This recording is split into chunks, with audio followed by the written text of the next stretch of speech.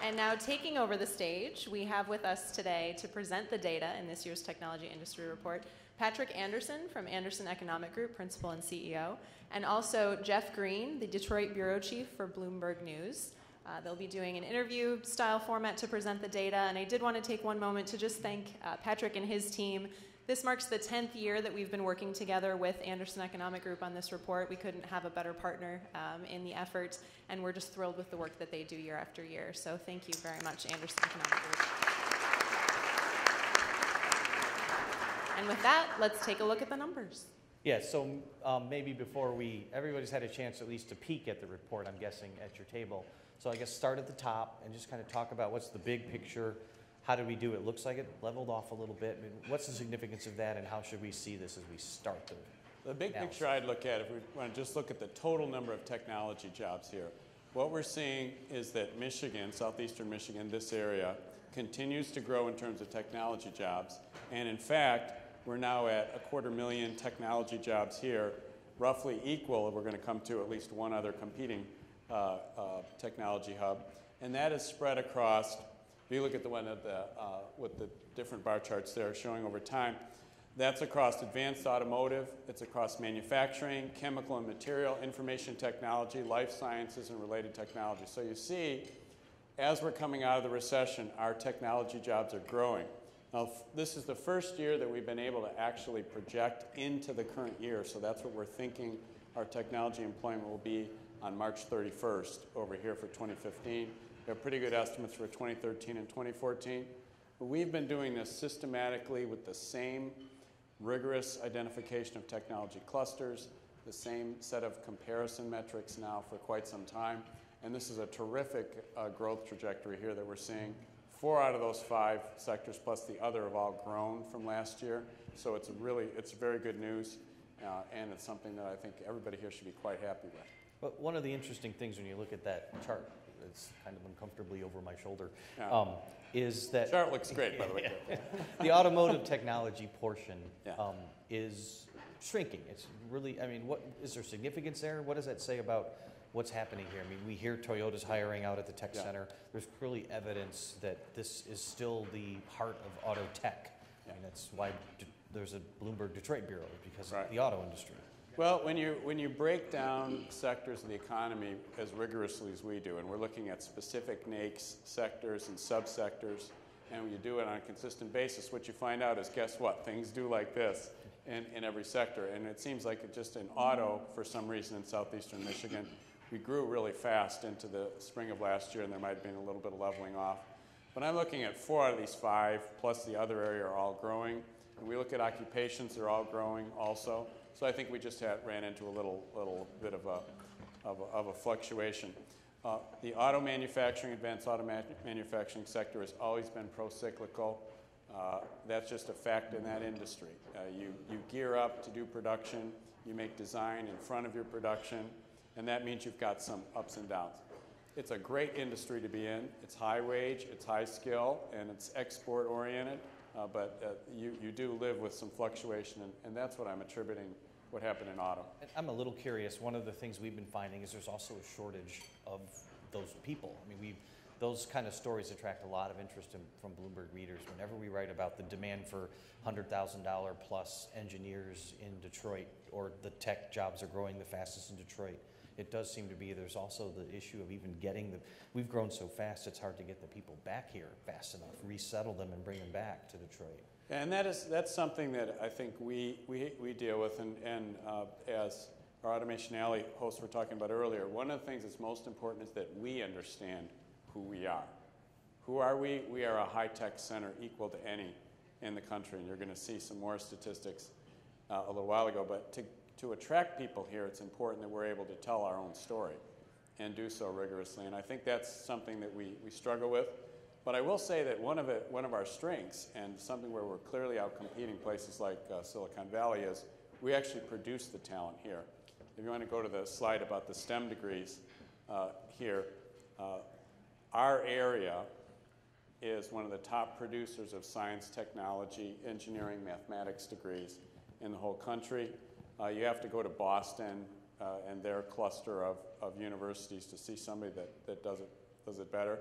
And we're counting like we always do at Anderson Economic Group. We're a little on the conservative side, so we're actually not including Michigan State here, even though they're just barely outside the automation alley border. And even though we have lots of Spartans working on the report, so don't worry, they're always bringing it up. But if you look at the STEM degrees here, we're doing extremely well. So we are producing the talent and attracting the talent.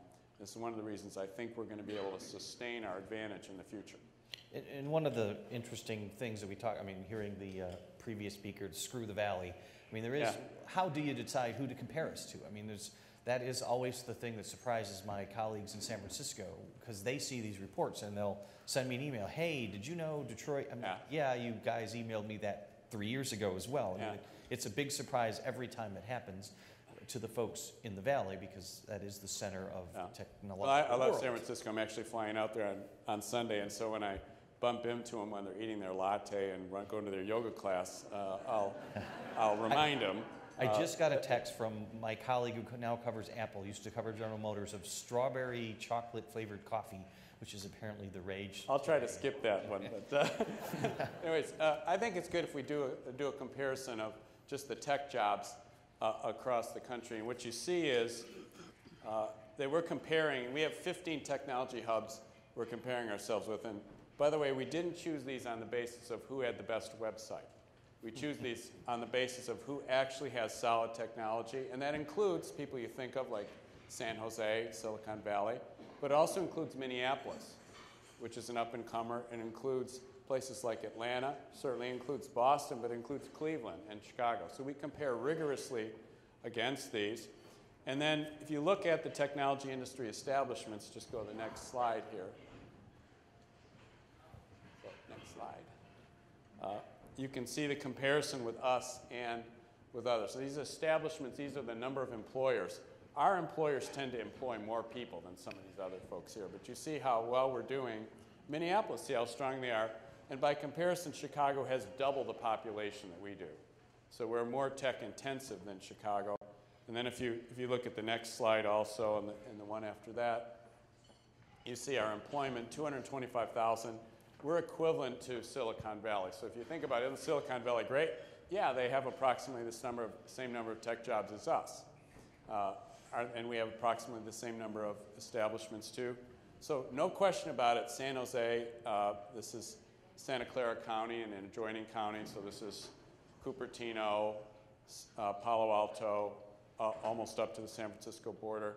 A lot of the tech sector, a wonderful, wonderful area in the entire world for tech-centered employment, but we have the same number of tech jobs and establishments as they do, and that's been the case for some time. We clearly underappreciate that. I think they maybe overappreciate it. Well, it was interesting when we were at lunch, Executive Evans was talking a little bit about the concentration of a very specific, or maybe it was you, very specific narrow band of tech that is in the valley compared to what we consider the tech in this part of, in Southeast Michigan, in Automation Alley. I thought that was interesting too, because we have learned very, very painfully what happens when too much of your focus is in one industry, in one area, and too much of the health of the region is relying on, for example, the automakers. And in this case, where we're growing, I'm always surprised to see the health science pop up in there. I mean, not as surprised as I was the first time, but it's still surprising. I think you like to make a point. You were making the point that that's kind of something that shows the strength of the tech jobs that we have. Yeah, if you could flip ahead to the pie chart with the technology industry sectors, we've rigorously looked at technology industry by NAICS code and also by occupations. So this isn't some trade association's idea of who's high tech, which is actually when we first started, that's what we were dealing with, what's high tech. A lot of the definition was if you belong to my group, you're high tech. And we did it very rigorously. And you see here, you break it out into specific sectors. And you see Michigan is diversified across all of these. You see automotive, information technology, manufacturing, life sciences. This is employment across the entire area. If you were to compare this with, for example, San Jose, you're way over in one subsector. And again, it's wonderful to be Silicon Valley. But if I look ahead 5, 10, 20 years from now, I'd kind of like to be able to design a tank, design entertainment devices, design health sciences types of medical things, and design cars and build cars. We can do all those things here with occupations and technology employment right now that's spread across all these. And that's, I think, an advantage of our particular region over even Silicon Valley. So, I mean, even within this context, it's great to have 250,000 jobs and all. It's still not the predominant industry in the region. Is there a reason people should care who aren't in tech? I mean, what's the importance of this in a sort of a broader health? I mean, we're coming out of a bankruptcy, trying to get moving again. What should we take away from what's in this report in terms of why it matters broadly? Let's look at the next slide with the occupations. And we look at now this is by occupation, so we're ignoring what the name of the company they work for is right here and what industry they're in. And you see computer and mathematical, architecture and engineering, life, physical and social science, technology management, including some information technology. These are the tech occupations we're able to identify literally by job. And you see this across here, no matter what the name of the company they work for. And this is the kind of profile of a region that has a future. Because you're going to need that kind of skill to build a future in the 21st century. Now, is that going to be something where it's all cars? No. Is it all life sciences? No. Is it all, what was that, strawberry whatever? It's not all that. Hopefully there's not much more of that. But it's going to be all that, and this is the kind of background that we really want. If you match that with the universities that are producing the degrees, and here we're including not only University Research Corridor universities, but also Oakland University, one of our sponsors here, Lawrence, Walsh, Wayne State, lots of them in here. You're able to sustain that, and I think that's really positive for our future. And you were talking, you get to travel a lot, not just inside the United States, but outside and talk about tech. And I mean, what do you think the sort of the image is for Detroit and tech, and has it changed? I mean, you've been looking at this for a decade.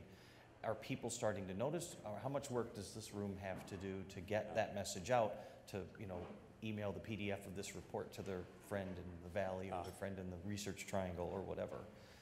I do travel a lot, and I talk with people, and I would say as we're speaking with our new county executive, the number one question I get asked in the United States is, what's going on with Detroit? And the last 2 years I've been able to say I'm bullish on Detroit. Things are turning around, and that's a tremendous benefit for us.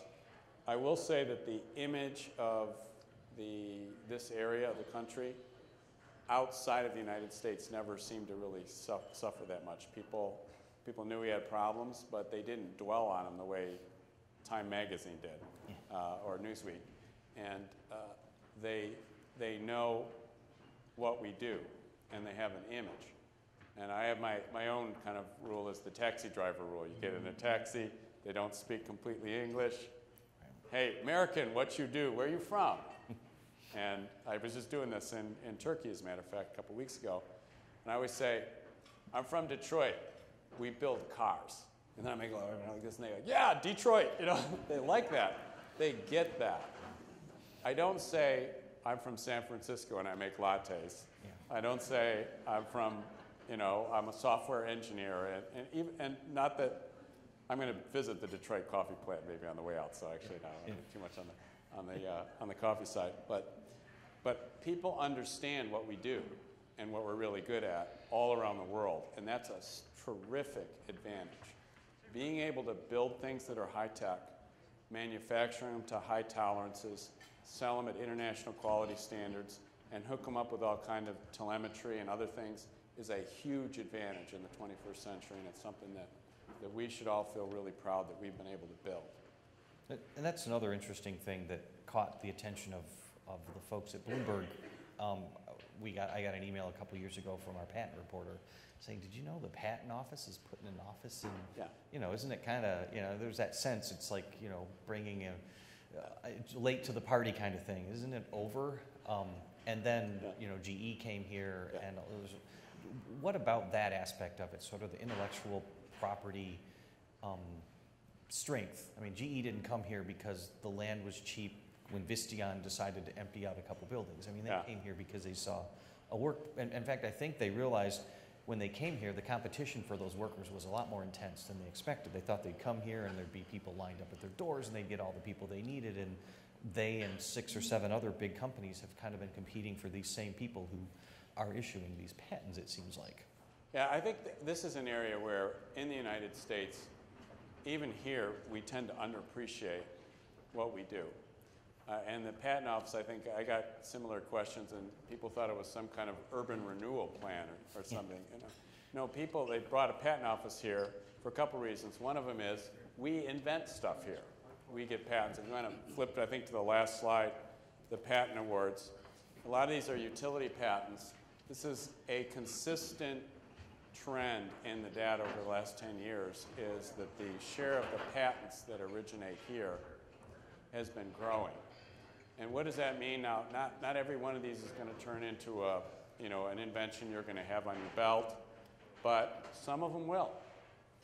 And if you have companies that are sponsoring the kind of research that results in utility patents, you are investing in technology that you think you can sell, and you're willing to spend a lot of time on money just securing the intellectual property rights for.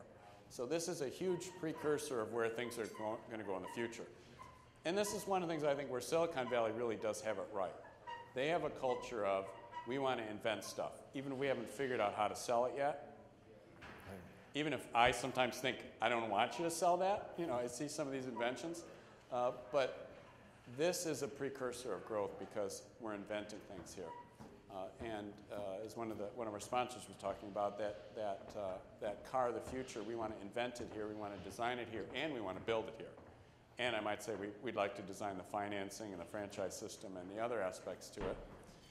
And so I think this is a big part of it. And it's part of our culture, I think, that people have underappreciated. Engineers, I think, within the occupations have always understood this, but this is something that's very important. These utility patents, in order to get one, you have to prove they're novel and they're useful. So you got to convince somebody in Washington, D.C. that it's useful as well as new in order to get a patent. Well, I mean, that's an interesting point. If you think about the Google car, the self-driving car, has had a lot of attention about, it's going to destroy the auto industry, they're not going to be able to keep up. I mean, it's, the drumbeat of doom has been really strong. But then when they needed a car, they didn't go to San Jose, they didn't go to the Tesla plant and ask Elon to build them a car, they came here. In fact, I think they knocked on every door in Detroit and asked if we would build my car.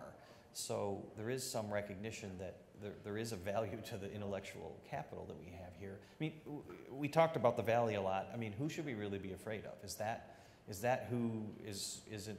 There's an awful lot of tech hubs that are a lot closer than the Valley. Should we be worried about, or should we be looking as the competitors in one of these other areas, or what is the competitive landscape for who might take the tech graduates that we're creating and lure them away with the warm summers of Minnesota or the clean streets of Cleveland? Or that strawberry latte, right? Yeah. Let's go to the map that shows the technology hubs. I think it's a really good question that Jeff's asking. I mean, and we're in Detroit. I mean, we know competition. Chevy versus Ford, all kinds of stuff. And if you look back here, these are all tech hubs with significant investment, significant concentration of companies and occupations. They all deserve their place on the map. There are a couple other ones, too, that I think we can think about, but let's just talk about things that we consider. Everybody knows about Silicon Valley, so you have San Jose out there, and obviously they deserve their place on the map.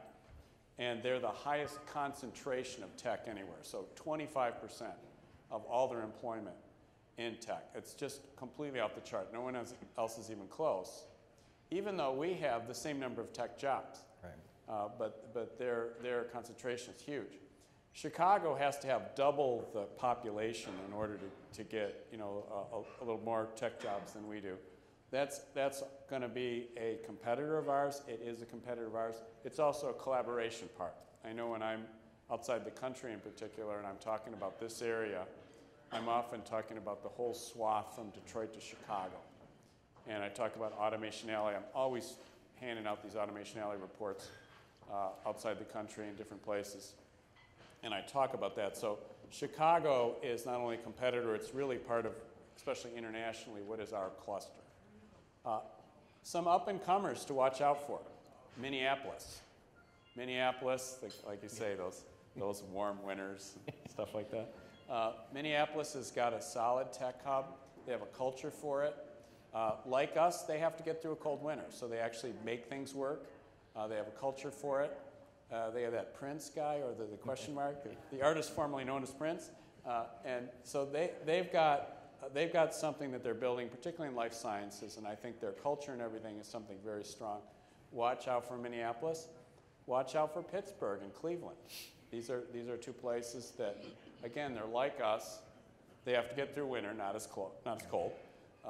They're industrial. They also had that Washington, D.C. and New York hung around the neck, this kind of old tech rust belt, and they're fighting to come back, and they've done a lot of good things. So watch out for them. I mean, Dallas, Fort Worth is something to watch out for just because of the tremendous amount of energy. It's warm there. And immigration is a big help for them. And Austin, just a cool place, so there are going to be people that like to grow there. Those are the ones that I think we should really look out for. With Boston, that's a traditional tech hub, but I mean our universities are already competing really well with theirs. So one of the advantages they have, and it's a terrific one, is a cluster of solid research universities. Our universities are competing very well with them. So I think they're going to do well, but these are the up-and-comers we should watch out for. Yeah, I mean, that seems to be the biggest risk. We kind of touched on it. Detroit is emerging from a bankruptcy. There's a lot of ink being put on how it's a kind of a hip place to be, particularly if you're not from this country. Yeah. A lot of Europeans see Detroit as the place to go now, and yeah. But that does seem to be our biggest risk as well, because I mean, we spend a lot of time in Pittsburgh, just looking at what has Pittsburgh done. You know, what to kind of get an idea of something Detroit could learn from there. You go to even Cleveland. I was just not too long ago down in Cleveland for a Cavaliers game. You go downtown. It's like, you know, Dan Gilbert again. Yeah. Did a great job there as well. That seems to be the risk that this region has, is if Detroit isn't seen, if there's any sense that it's sputtering, are you able to pick up any sense that people are willing to give Detroit a little bit more of a break than they used to? I mean, during the auto bailout, it was let them die, let them burn. That's pretty bad. I think we all kind of woke up and said, wow, people really hate us. And it seems like with the Detroit bankruptcy, there's been more sympathy. I think people looked around and said, there goes Detroit. Buffalo or Cleveland or some other city could be next. I mean, what's your take there? What do we need to do, and what are we doing, or are we doing what we need to do to ensure that the culture that is so attractive, and I mean, Minneapolis, St. Paul, I mean, that's seen as, even if it's not true, that's a young, hip place to be. What needs to be done to ensure that component, which is what Warren Evans was talking about as well. I mean, that's what you need cool restaurants and places like that to go. I think that you've hit on something that's so important, and every one of us feels it. I mean, I grew up in Lake Orion. I used to work in downtown Detroit. I survived, like everyone in the room, some pretty bad years and some very poisoned atmosphere. A lot of that's behind us now, and thank God. So we should make sure that never comes up in front of us again. And the spirit we have now, I think, is the county executive was mentioning, where you've got our local elected officials, all, they're obviously elected from different constituencies, have some different perspectives, but all pulling together. You have a governor that I think is more attentive to Detroit than any governor in my recent memory, and the tremendous success of getting through the bankruptcy. Just a tremendous success. It gives us a once-in-a-lifetime opportunity to take what's a terrific background, a terrific tech sector, a terrific economy, and build it without the millstone that's been around our neck. So I see that as a huge opportunity for us going forward. I don't want us to screw it up. I will tell you that it's a lot easier to talk to people in the United States. Again, outside the country, people were never as hard on us as, say, the New York, Washington, D.C. type look, or as people in our own state were as hard on us. But within the country, people see us come out of that. They're really pulling for us, I feel, and we have so many advantages. I mean, really, anywhere in the world would just do anything to have an economy like we did. I mean, you have who else could ever build that? And it's taken us a century to do it. And so I just think we have tremendous opportunity to go forward. The biggest risk, is it the transportation? I mean, we have the 21-mile guy that got so much attention. Yeah. And surprisingly positive. There wasn't, Yeah. I mean, it was the whole, everybody get behind this guy, but it says something about the fact Yeah. that he had to walk. Yeah. However, Yeah. I mean, even if it's not that much, we all know people who have that sort of situation. We had and it's not just in the city. We have an intern candidate who we're trying to bring who didn't have a license, strangely enough, to come work in Detroit. Couldn't get a license, and now it's not clear if she'll be able to work here because the alternatives to, especially the further out you get, I mean, to come down here to go to various places around the region, unless we're going to get her Uber and Lyft and to get to assignments, that seems to be one of the risks. Are there other risks that this region has that could prevent those kind of young, bright people from really catching on here? We have some things to deal with. I mean, and the guy that walked 21 miles, I mean, I remember reading that story too on Sunday morning going, wow. But that tells us two things. One, it tells us that we have a grit and determination here in the character. I mean, Detroit you versus it, everybody, right? yeah. Right? Somebody here would do that. Yep. People believed it. And the outpouring of support afterwards is a very positive thing about our area. At the same time, that also says, we ought to have a bus line that helps that person get to work, and it shouldn't be divided so many places. We certainly have issues to deal with, but every one of those hubs has a place to deal with. When I'm going to fly out to San Francisco, they don't have water, by the way, and they have huge taxes. And unlike us, people are leaving California on that. They're not coming there, so they have their issues too. Yep. And we have to deal with them here, but I think the spirit we have where we're addressing them is so much more positive. And you want to sustain your strengths. And one of the things I'm very pleased Brooks Patterson over 10 years ago talking with me about let's get started and Automation Alley, these things here, it really matters that you know who you are, wherever your advantages are. It's so important that we know what our advantages are. So with that, I have 30 seconds and at the airport, yeah. At a taxi stand, and I leave here. What's the 30-second spiel that somebody should take? Hey, I was just at this lunch, yeah. Guess what? I mean, what do you think is that 30-second little nugget that people could take from your report and be most useful? Oh, first of all, everybody here should know you are part of one of the leading technology hubs in the whole country. You don't have to aspire to that, you're already there. You have the same number of technology jobs as Silicon Valley today. Same number of establishments. We would like to have more. How do we do that? We use that to sell stuff more to all these other places. If we solve or at least address our local problems, I don't see any reason why we couldn't go ahead of them because they have their problems too. Good for them. I mean, they're part of our country and they're trading partners with us. But I don't see any reason why we couldn't build on the success we have. We have about 5 minutes left. Do you have some other points you think we need to make? Do you want to see if there's any questions in the audience? How would you like to? We actually have time for questions. Yeah. Anybody have a question? Yeah, okay.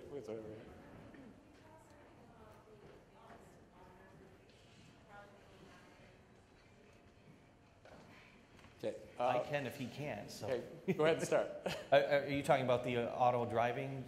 We're actually getting ready to go out there and take a sneak peek. I mean, it's pretty interesting what's going on. The autonomous car is either going to be a great opportunity for this region or a really scary thing. And I think everything so far points to this is going to be an area that's going to really capitalize on the idea of just like I said, Google came here to have their car built. They didn't go to another place in the world. They didn't go to another place in the country.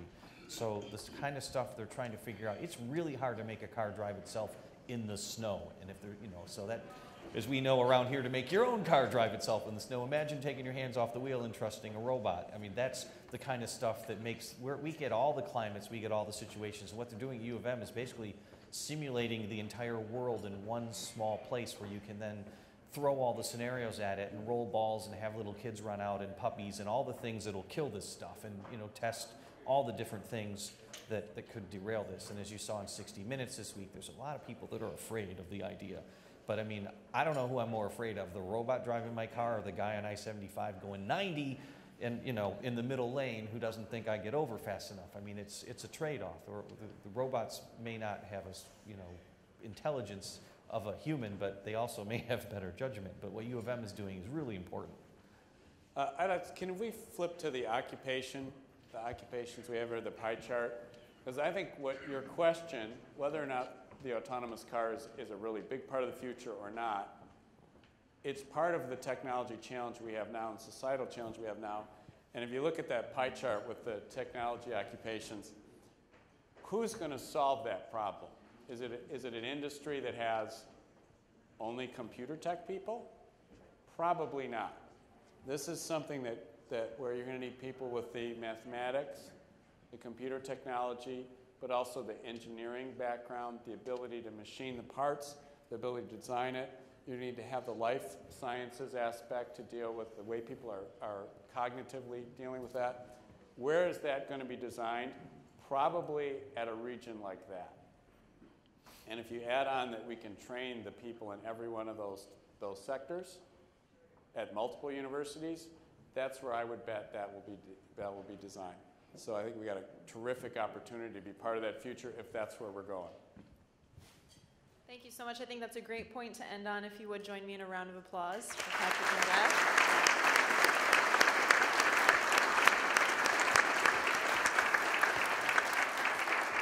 That concludes our program. Thank you so much for joining us today. You've got copies of the report. Be sure to grab that little takeaway on the table as well. You can stick that on your desk or coffee table, share it with friends.